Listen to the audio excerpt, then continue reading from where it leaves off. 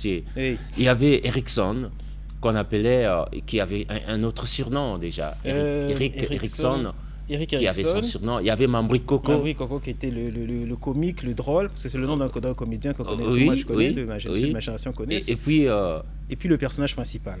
voilà. Donc voilà, c'est souvent, ça marche comme ça, par trio, enfin, dans la jeunesse, Erickson, chacun joue c'était son ce rôle. grand dragueur. Ce grand dragueur. Lui qui n'avait jamais raté. Voilà. Est devenu la fierté du groupe tout simplement parce qu'il avait osé sortir avec une sœur et grande sœur, petite Voilà. sœur et grande sœur dans la même famille. Et on se vante de ça On quand dit on est ça jeune. doucement. Oui, c'est des prouesses. Ça, c'était des C'était prouesses. des prouesses, C'était ouais. des fantasmes. On avait 12 ans. Tu te rends On compte. trouvait Lui, que c'était très fort. très fort. Oui, oui. Parce que c'est ça au début, c'est ça. On devient des hommes par ces petites choses-là. Chacun veut dire oui, je sors avec la sœur et la grande sœur en même temps. Ah, il est fort et tout ça. Donc Erickson, c'est un peu ça. C'était une façon de s'inscrire dans la société. Exactement. Façon d'exister dans le groupe. Voilà. Le groupe d'amis. Parce que, qu'on le veuille ou non, après, chacun a un rôle défini dans les groupes. En grandissant, c'est un peu ça. Il y a le timide, il y a celui qui est drôle, il y a le dragueur, il y a le bagarreur. Oui. Voilà, c'est un peu ça. Mambri Coco, lui, c'est le comédien. Le comédien, l'homme le qui rigolo. transformait tout en rire. Exactement. Avec même une de facilité. La mort, on peut rire de la mort avec lui. C'est vrai. Mais il y a aussi Shango.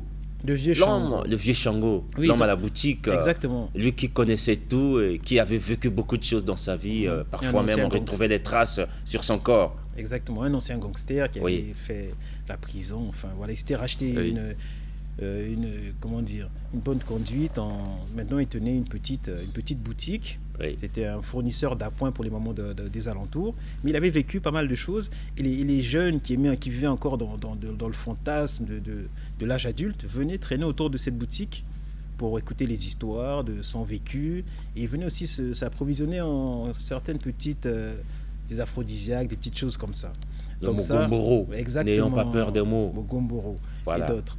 Et donc voilà. Donc, dans pas mal de quartiers, ceux qui ont grandi, généralement dans ceux de mon âge, autour de 16 ans, il y a toujours un grand qui sert d'initiateur. Un mentor. Voilà, mentor qui dit, bon petit, tu vas faire ci, ça, si tu vois la fille, tu dis ça. Donc voilà, tout ça, ils grandissent, quoi. Ils se forgent par toutes ces histoires-là.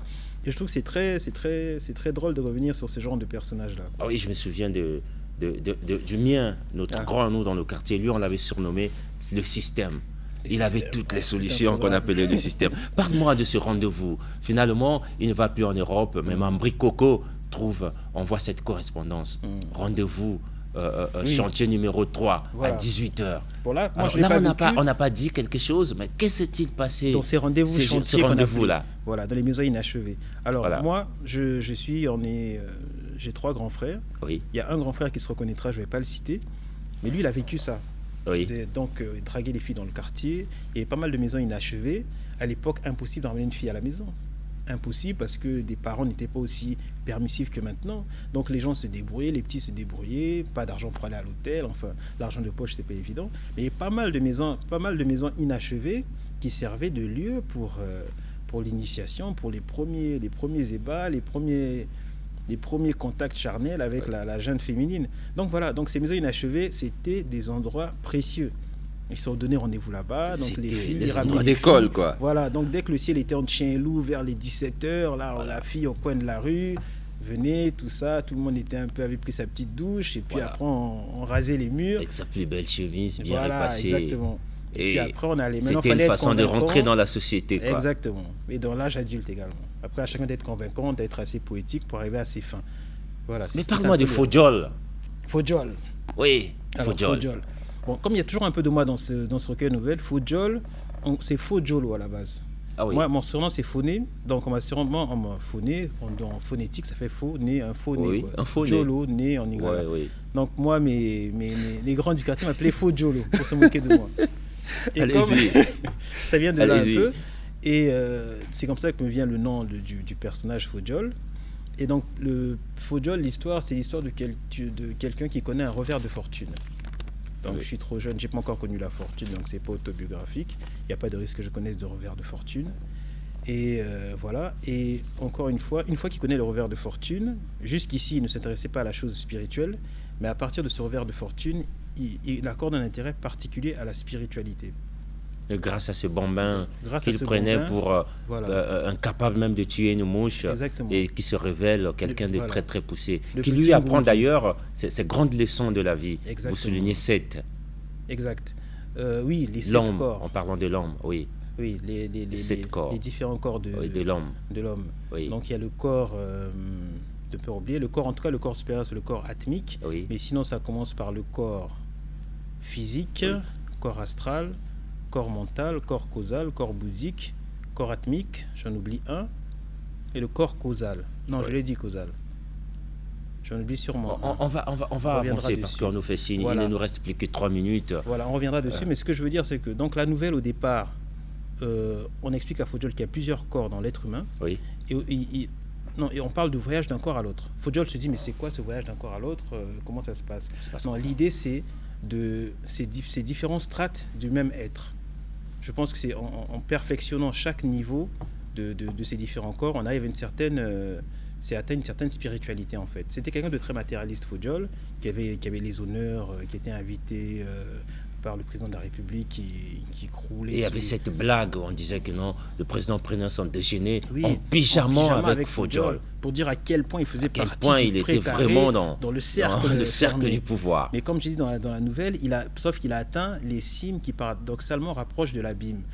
En Afrique, même en Europe, quand on est un homme d'affaires qui atteint un certain niveau, on rentre dans le cercle des présidents et autres, souvent, quand le pouvoir chute, la personne également qui était un businessman à la base, je vais y arriver, chute également et perd un peu tout. C'est ce qui s'est passé. Mais à côté de ça, il avait une vie aussi complètement dissolue, beaucoup de femmes et tout ça. Oui. Donc, par la force des choses, la bourse se rétrécit, donc il se focalise sur sa famille, Oui. parce qu'il n'a pas le choix.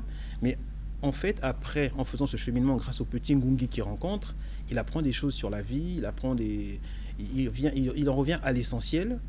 Et donc le petit Ngoundi, après on se rend compte qu'il le visite nuitamment même par rêve, il apprend des choses sur le karma, sur la loi du karma, que tous les actes qu'il pose sont payés un jour ou l'autre. Donc il revoit tous les actes qu'il a posés, des employés qu'il a renvoyés, Manu Militari, tous ces mauvais actes. Et le petit Ngoundi lui apprend que c'est immuable la comptabilité de l'humanité, on va dire de Dieu pour ne pas le citer. Voilà. Donc c'est pas du tout ésotérique, il y a toujours plusieurs niveaux de lecture, mais les religions c'est pas le plus important, mais je pense que la spiritualité c'est indispensable à chacun de nous. Parce que ça c'est pour appréhender le monde différemment. Et c'est là où vous parlez du libre arbitre. Oui. Parce que ça vient d'une discussion avec un prêtre qui a baptisé ma fille, encore elle, qui m'a dit que quand on parle du péché originel, c'est le libre arbitre. En fait, les Adam et Ève, ce qu'ils ont appris, c'est ça, c'est le libre arbitre. C'est ce qui fait qu'aujourd'hui, l'homme se différencie des autres espèces vivantes. Oui. L'homme est responsable des actes qu'il pose. Donc c'est un inconvénient comme un avantage. Ce qui est bien, c'est que, faut voir les choses comme ça, l'homme peut se bonifier avec le temps parce qu'il voit les actes qu'il pose, il voit les conséquences qu'il engendre, donc il peut rectifier le tir et avec le temps, c'est même ça le but, s'améliorer. Maintenant, il y a des religions qui croient à la réincarnation, qui pensent que des fois, pour s'améliorer, il faut plusieurs vies. Je ne vais pas aller plus loin sur le thème ésotérique, je ne suis pas un spécialiste. Oui. Et il y en a qui pensent que sur une vie, on peut prendre le temps de s'améliorer, ainsi de suite. Donc c'est un peu ça. Il apprend des choses sur le karma, pour revenir sur le libre arbitre, il y a quoi d'autre? Il y a aussi la légende de Prométhée et d'Épiméthée. Ah oui, Prométhée, voilà. Cette histoire où le frère avait envoyé l'autre doter toutes les espèces de défense, les habiller, de plumes, afin qu'ils soient aptes à vivre sur Terre. Oui. Et en fait, au à dernier l'homme, moment, on a donné le feu. Voilà, on a oublié de s'occuper de l'homme. Donc on a pris à l'homme, on dit qu'on a donné à l'homme le feu des dieux. Le feu des dieux. Ce feu des dieux, c'est pareil, c'est le libre arbitre. C'est ça qui différencie l'homme de l'animal, ainsi de suite. Et c'est ça qui doit aider l'homme à améliorer son comportement, ainsi de suite, quoi. Alors, c'est ça qui doit aider l'homme à améliorer son comportement. Marien Foné Ngombe, nous vous disons merci. Merci à vous d'être venu sur ce plateau de l'invité du dimanche. Merci beaucoup. J'espère qu'une fois de passage à Brazza, si vous avez encore un autre ouvrage, venez à nous. Je n'hésiterai pas. Et ce serait avec plaisir de vous recevoir pour une deuxième fois. Ainsi donc, chers téléspectateurs, s'achève donc cette émission Invité du dimanche, qui avait pour invité principal, sinon invité, Marien Foné Ngombe, auteur de Escale, un recueil de nouvelles. Merci à vous et peut-être, le dimanche prochain. Marien, on se serre la main. Au revoir. Ok, ciao. Merci.